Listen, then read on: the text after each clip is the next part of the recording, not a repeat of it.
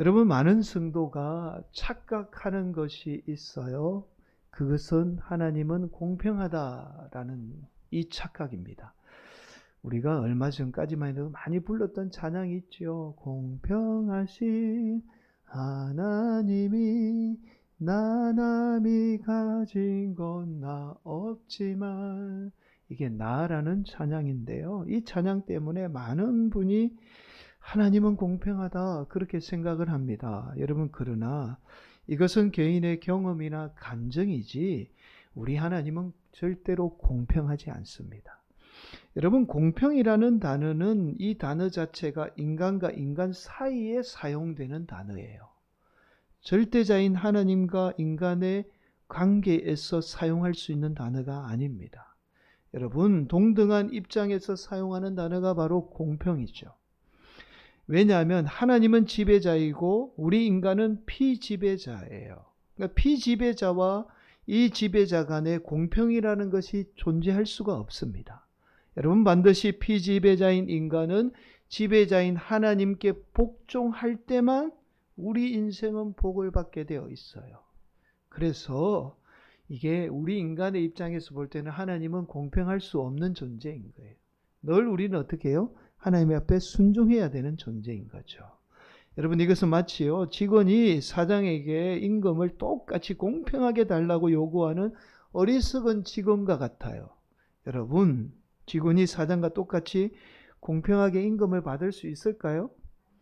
받을 수 없어요. 여러분, 그거 절대로 요구했어도 안 되죠. 직원이 사장과 똑같이 임금을 요구하게 되면 직원은 그 회사에서 어떻게 될까요? 쫓겨나게 됩니다. 여러분, 우리 신앙생활도 마찬가지예요. 우리가 사는 한은 하나님 앞에 공평을 요구할 수 없는 존재입니다. 여러분, 오늘날 흔히 세상이 말하는 합리라는 것이 교회를 지배하고 있어요. 그래서 교회도 합리적이고 공평해야 된다라고 그렇게 말합니다. 그러나 교회는 합리적이고 공평한 곳이 아닙니다. 여러분, 여기에서 신앙이 출발해야 돼요. 여러분, 이게 조금 우리에게 거부 반응이 보이실 분이 있을 수도 있어요. 그러나 그렇지 않아요. 여기에서부터 신앙이 출발해야 됩니다. 우리 인간이 하나님께 공평을 요구할 수 없는 존재라는 이 사실에서 우리의 신앙이 출발해야 돼요. 여러분, 교회도 하나님이 다스리는 공간이기에 우리 인간의 입장에서 보면 당연하게 어떻게 해요? 공평할 수 없는 공간입니다. 사랑하는 성도 여러분, 피지배자인 저와 여러분은 지배자인 하나님께 철저하게 순종하고 복종할 때에 우리의 인생은 복을 받게 됩니다. 오늘도 우리 성도들이 이 사실을 깨달아서 하나님께 복종하고 순종함으로 복을 받는 우리 성도들, 또 오늘 임직받는 장로님이 되시기를 간절히 축복합니다. 여러분, 오늘 본문의 말씀은 12장 전체에 걸친 말씀이에요. 그런데 시간상 20절에서 25절까지만 말씀을 봉독했습니다. 여러분, 헤롯이라는 인물에 의해서 예수님의 제자 가운데 요한의 형제 야고보가 순교를 당하게 됩니다. 자, 그리고 이어서 베드로마저도 옥에 갇히게 돼요. 그런데 놀라운 사실은 옥에 갇혀서 마땅히 죽어야 할 베드로가 천사의 도움으로 걸어서 나오는 기적의 역사가 일어나게 돼요. 그 이후에 오늘 본문은 이 헤롯이라는 인물에 관해서 말씀을 하고 있습니다. 여러분, 오늘 본문 말씀은 짧은 말씀이지만 이 오늘 본문의 말씀을 바르게 이해하기 위해서는 두 가지의 전제 조건이 필요합니다. 첫 번째는 오늘 본문에 나오는 헤롯은 누구인가라는 거예요. 그리고 두 번째는요, 오늘 본문을 제대로 이해하기 위해서는 본문의 성경 말씀만으로는 부족합니다. 그래서 이 두 번째 전제죠. 성경 말씀을 제대로 이해하기 위해서 당시의 역사 자료들을 살펴보아야 합니다. 여러분, 먼저 첫 번째 전제이죠. 오늘 본문의 헤롯은 누구인가라는 거예요. 여러분, 우리는 흔히 성경에 나오는 헤롯하면 한 사람으로 알고 있어요. 그렇잖아요. 헤롯은 한 사람으로 알고 있죠. 그러나 헤롯은 사람의 이름이 아닙니다. 성씨예요. 성씨. 우리 문화는 사람의 이름을 중요하게 여기지만 서양은 가문을 중요하게 여겨요. 그래서 항상 사람의 이름보다 가문의 이름을 사용해요. 그래서 우리 성경에 나오는 헤롯은 한 사람이라고 착각하기 쉬워요. 그러나 한 사람이 아니에요. 성경에 나오는 헤롯은 한 사람이 아니라 헤롯 가문에 속한 사람을 말하고 있습니다. 여러분, 그래서 오늘 본문을 정확하게 이해하기 위해서는 먼저 오늘 본문에 나오는 헤롯이 누구인가가 알아야 합니다. 여러분, 오늘 본문에 나오는 헤롯은 헤롯 아그리빠예요. 흔히 우리가 이제 이 사람을 헤롯 아그리빠 1세라고 그렇게 말합니다. 이 사람은 헤롯 대왕, 우리가 알고 있는 헤롯 대왕의 손자입니다. 그러니까 예수님이 탄생하실 때 막 아기들을 잡아 죽이고 갓난 아기를 죽인 그 헤롯 왕 있죠? 그 왕의 손자예요. 근데 이 아그리빠는 어릴 적부터 귀족들만 다니는 로마에 유학을 갔던 사람입니다. 이곳에서 나중에 황제가 돼요. 이 카리굴라와 친분을 쌓게 되고, 그리고 이 카리굴라가 암살된 후에 클라우디오 황제와는 아주 절친이에요. 둘도 없는 절친입니다. 자, 그래서 이 클라우디오 황제와의 친분으로 헤롯 아그리빠는 기존에 다스리던 갈릴리뿐만 아니라 삼촌 빌립이 다스리던 이 유다와 그리고 사마리아까지 넓은 영토를 다스리게 돼요. 여러분, 지도 한번 보실까요? 앞에 지도가 나옵니다. 지도 보시면 이스라엘 역사상 가장 큰 영토를 다스린 인물이에요. 이 드라고닉이라는 이 지역은 사실은 이방 지역인데도 클라우디오 황제가 이 헤롯 아그리빠에게 다스리라고 땅을 주었던 땅입니다. 그래서 무려 40년 만에 처음으로 통일된 유다를 다스리게 돼요. 유대 땅을 다스리게 됩니다. 여러분, 놀라운 사실이 있어요. 이 아그리빠가 할아버지 헤롯 대왕이죠. 헤롯 대왕이 성전을 짓기를 시작했어요. 그런데 성전 완공을 보지 못해요. 아들도 성전 완공을 이루지 못합니다. 그런데 이 아그리빠 때에 와서 무려 46년 만에 대성전을 완공한 인물이에요. 그런데 이 헤롯 아그리빠가 처음으로 기독교인을 핍박하기 시작합니다. 우리 성경 사도행전 12장 2절 3절 말씀은 이렇게 말씀해요. 요한의 형제 야고보를 칼로 죽이니 유대인들이 이 일을 기뻐하는 것을 보고 베드로도 잡으려 할세 때는 무교절 기간이라. 여러분, 아그리빠는요, 유대인들의 환심을 사기 위해서 유대인의 가장 큰 절기가 유월절이잖아요. 그리고 무교절 일주일을 보내죠. 이때 많은 사람들 앞에서 야고보를 죽여요. 여러분, 유월절은 유대인들이 거의 100만 인파가 몰려들어요. 그 많은 사람들 앞에서 야고보를 죽인 거예요. 그리고는 유대인들이 싫어하는 기독교의 제자 가운데 하나, 제일 중요한 제자 가운데 하나인 베드로마저도 옥에 가두게 됩니다. 여러분, 오늘 본문에 나오는 아그리빠가 바로 이 인물이에요. 자, 두 번째 전제입니다. 두 번째 전제가 오늘 본문을 이해하기 위해서는 역사적인 자료를 살펴보아야 한다는 사실을 말씀드렸죠. 당시 유대인의 역사학자인 요세푸스가 오늘 본문에 관해서 고대 유대사에 상세하게 기록하고 있어요. 여러분, 당시에 헤롯 아그리빠가 가장 절친인 로마의 클라우디오 황제가 영국입니다. 원정 이 브리티나, 당시는 브리티나라고 불렀어요.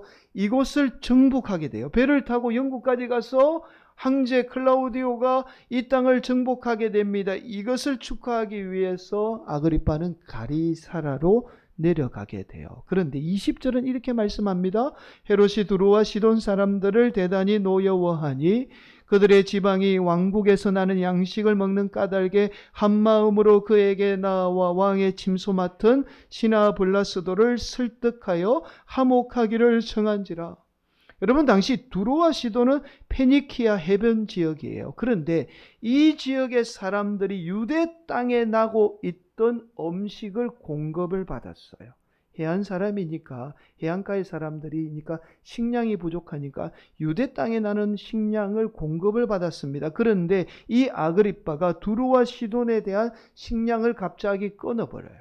이제 공급하지 않겠다라고 그렇게 선언을 합니다. 그러자 하루아침에 식량난에 봉착한 이 시돈과 두루의 지도자들이 헤롯 왕궁의 집사였던 이 블라스도를 매수해서 헤롯을 설득하기 시작을 하죠. 자, 그리고 이어서 21절, 22절은 이렇게 말씀해요. 헤롯이 나를 택하여 왕복을 입고 단상에 앉아 백성에게 연설하니 백성들이 크게 부르되 이것은 신의 소리요 사람의 소리가 아니라 하거늘. 이게 무슨 말씀인지 쉽게 이해가 안 되잖아요. 여러분, 이 사건을 이 유대 역사학자 요세푸스는 그대로 지금 기록하고 있어요. 여러분, 원문 그대로 좀 읽어드리겠습니다. 앞에 화면 보실까요? 행사 둘째 날 이른 아침에 그는 정말 기이하게 통째로 은으로 직조된 의복을 입고 극장에 들었었다. 마침 의복의 은이 햇빛에 반사되어 영롱한 빛을 발했는데 그 반짝이는 모양이 어찌나 신기하고 찬란하던지 그를 골몰이 바라보던 이들은 일순겁에 질렸다. 그때부터 이 아첨꾼들은 여기저기서 그가 신이라고 외치며 이렇게 덧붙였다. 우리에게 자비를 베푸소서. 지금까지는 우리가 왕을 인간으로만 공경했으나 이제부터는 불멸의 신으로 우러러겠나이다. 그런데도 왕은 그들을 책망하거나 그러한 불경한 아첨을 거부하지 않았다. 여러분, 이스라엘 백성들은 하나님을 믿는 하나님의 백성이잖아요. 그런데 지금 아그리빠를 향해서 지금 하나님이다, 신이다라고 그렇게 찬양을 하고 있는 거예요. 여러분, 아그리빠가 둘째 날 은으로 통째로 짠 옷을 입고 군중들 앞에 화려한 모습으로 서게 됩니다. 은으로 짠 옷이 햇빛을 받게 되자 빛이 반사되어 영롱한 빛을 발하게 되어 그 화려함에 눈임은 군중들이 아그리빠를 향해서 소리 지르기 시작해요. 여러분, 이 소리는 사람의 소리가 아니라 신의 소리라고 그렇게 외치기 시작한 거예요. 여러분, 사실 군중의 대부분은 아그리빠의 한심을 사기 위해서 두루와 시돈에서 동원된 박수부대였습니다.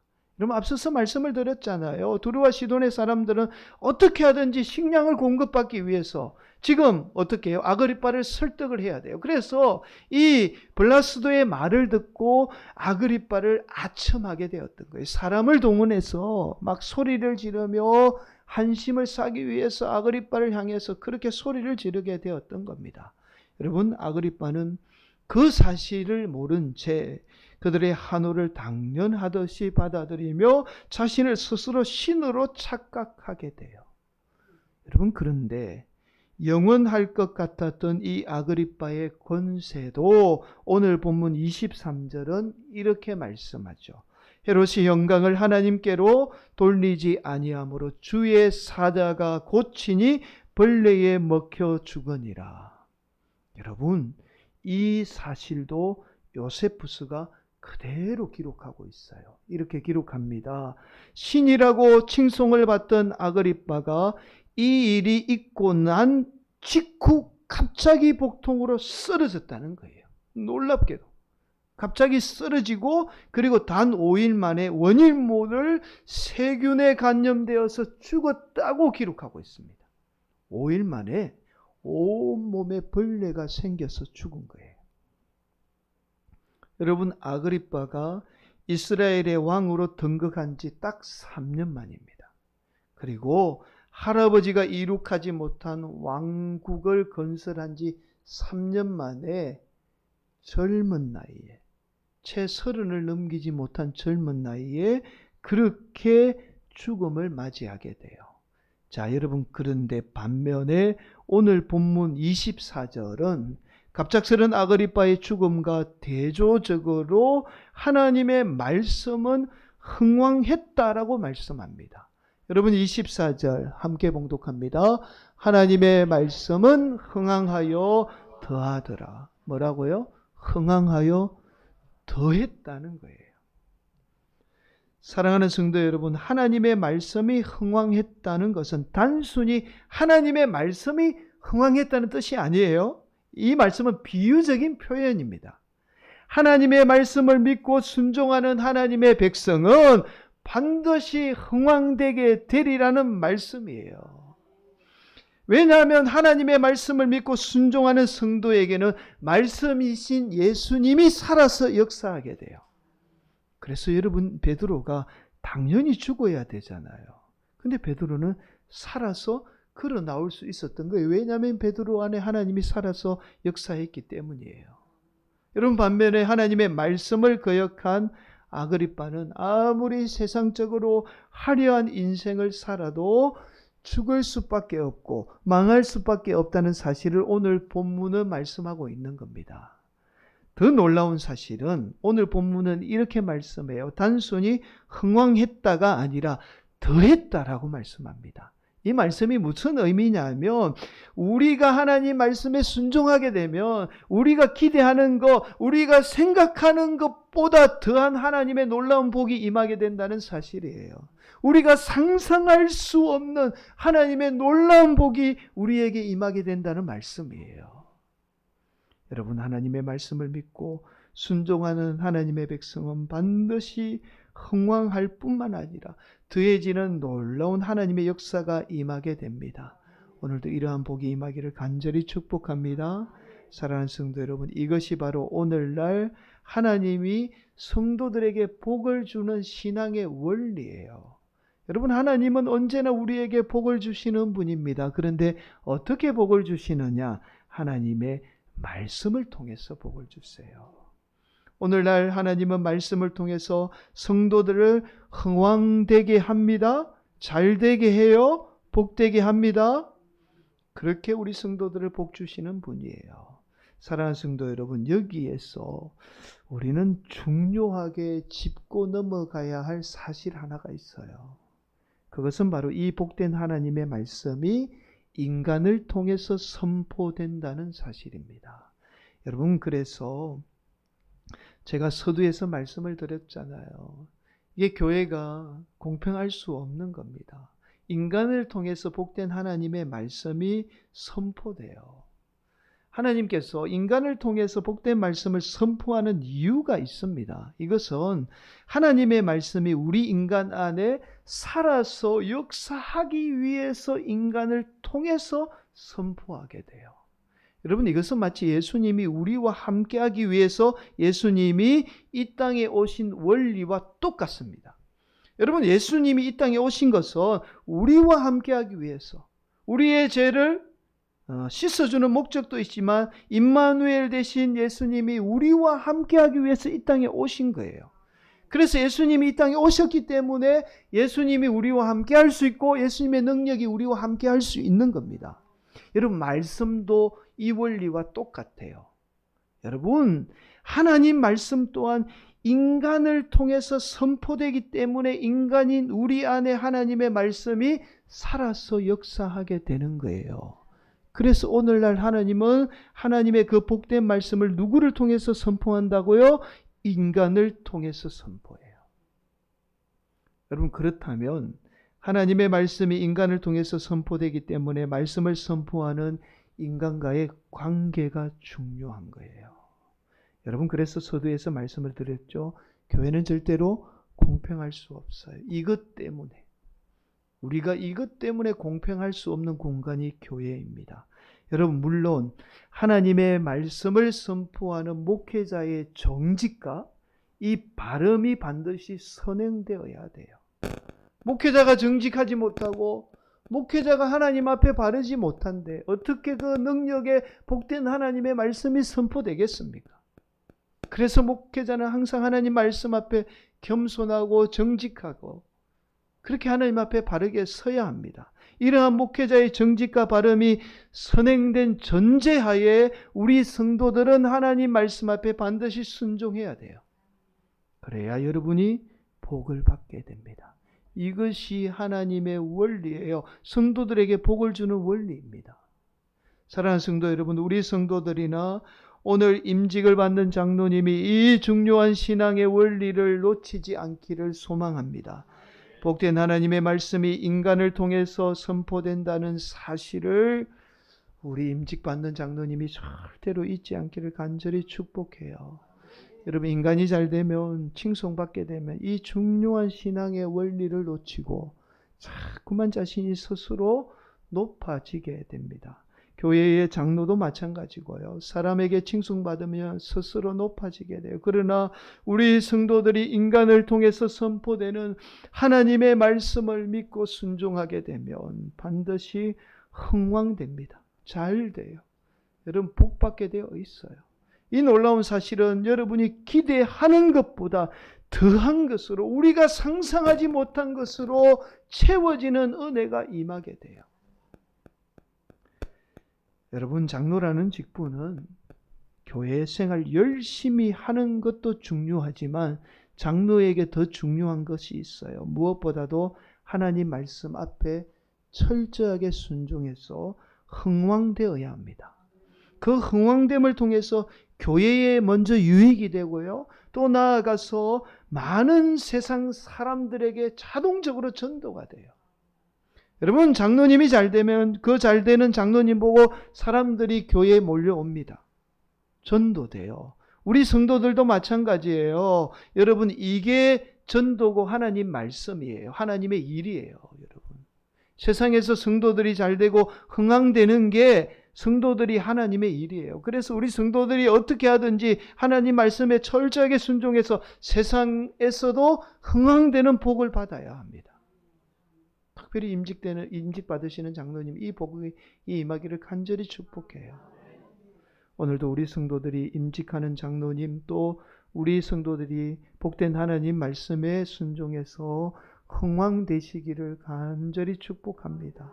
사랑하는 성도 여러분, 말씀을 마무리 짓습니다. 오늘도 우리 성도들이 비록 인간을 통해서 하나님의 말씀이 선포되지만 그 인간을 통해서 선포되는 하나님의 말씀을 믿고 순종할 때에 저와 여러분의 인생은 복을 받게 됩니다. 또한 우리 인가 생각하는 것보다 더한 하나님의 복이 반드시 임하게 돼요. 오늘도 우리 성도들이 그 하나님의 말씀을 믿고 순종함으로 날마다 하나님 말씀과 함께 흥왕하는 복된 성도, 또 임직을 받으시는 사랑하는 조홍래 장로님이 되시기를 간절히 축복합니다.